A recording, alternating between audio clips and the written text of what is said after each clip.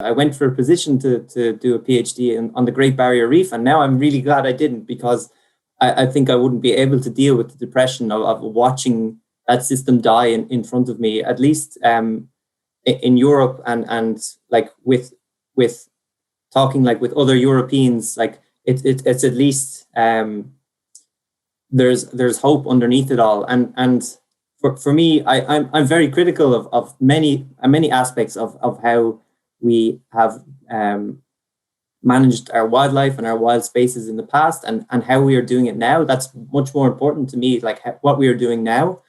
But it's not criticism from the point of view of that I like to criticize people because I think I'm better than them, or I'm on some kind of high tower or something like this.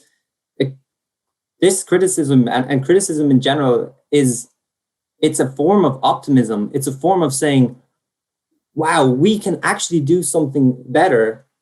And isn't that so exciting? Like, why not think about it a different way and move towards something that really is exciting and that we can build upon for generations to come. Like that's where the criticism comes from. It's criticism, but it's mixed like fundamentally with optimism.